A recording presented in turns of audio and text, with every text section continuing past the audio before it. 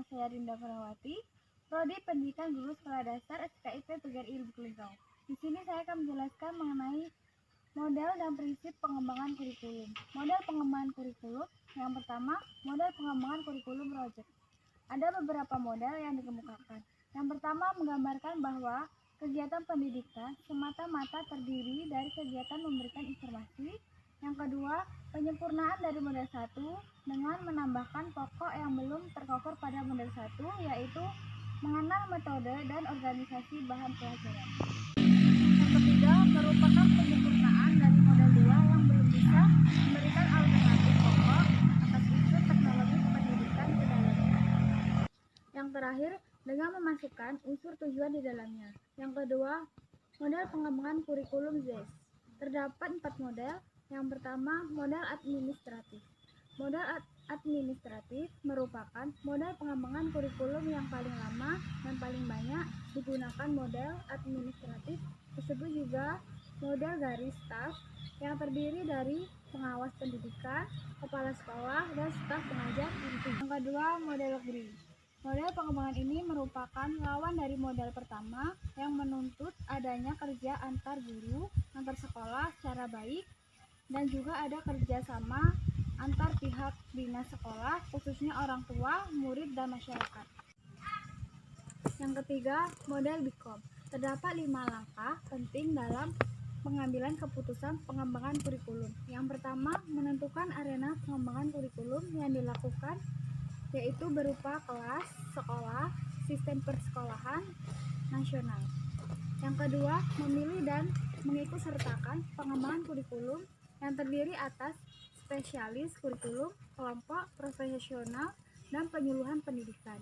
Yang ketiga, menentukan perencanaan kurikulum yang meliputi penentuan tujuan, materi, dan kegiatan belajar. Yang keempat, merapatkan atau melaksanakan kurikulum secara sistematis di sekolah. Yang kelima, melakukan penilaian. Yang keempat, model terbalik Hilda-Tabak. Model ini dilakukan dengan 5 tahap, yaitu yang pertama, menyusun unit-unit kurikulum yang ada dan diuji cobakan oleh staf pengajar. Yang kedua, menguji cobakan untuk mengetahui kesahihan dan kelayakan kegiatan belajar mengajar. Yang ketiga, menganalisis dan merevisi hasil uji coba.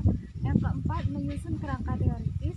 Yang kelima, menyusun kurikulum yang dikembangkan secara menyeluruh dan mengumumkannya. Pengertian pembelajaran tematik. Pembelajaran tematik adalah pembelajaran terpadu yang menggunakan tema sebagai pemersatu materi yang terdapat di dalam beberapa mata pelajaran dan diberi lakukan dalam satu kali tatap muka. Pendekatan tematik ini merupakan satu usaha untuk mengintegrasikan pengetahuan, kemahiran, nilai pembelajaran, serta pemikiran yang kreatif dengan menggunakan tema. Tema adalah pokok pikiran atau gagasan pokok yang menjadi pokok pembicaraan. Dengan tema diharapkan akan memberikan banyak keuntungan di antaranya.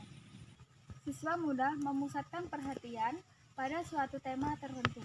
Siswa mampu mempelajari pengetahuan dan mengembangkan berbagai kompetensi dasar antar mata pelajaran dalam tema yang sama.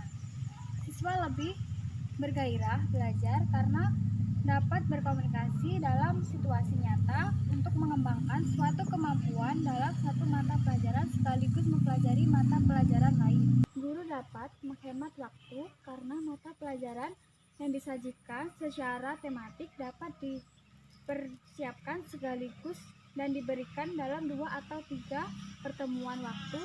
Selebihnya dapat digunakan untuk kegiatan remedial, pemantapan, atau pengayaan.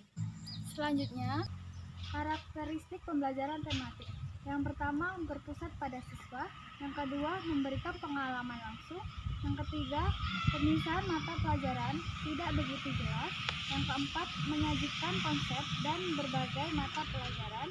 Yang kelima, bersifat fleksibel. Yang keenam, hasil pembelajaran sesuai dengan minat dan kebutuhan siswa.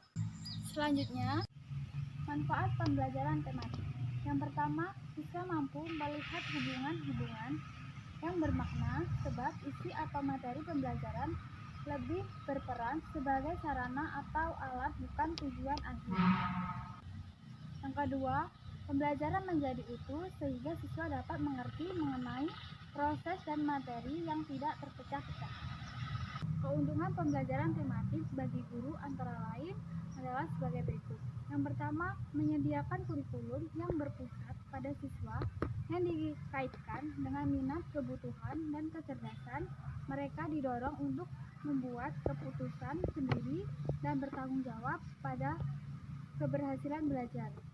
Aktivitas hands-on siswa dalam pengembangan tematik berhubungan dengan tujuan ranah kognitif terhadap pengetahuan dan informasi, serta pengembangan keterampilan intelektual. Yang pertama, evaluasi, yang kedua, sintesis, yang ketiga, aplikasi, yang keempat, pemahaman, yang kelima, pengetahuan.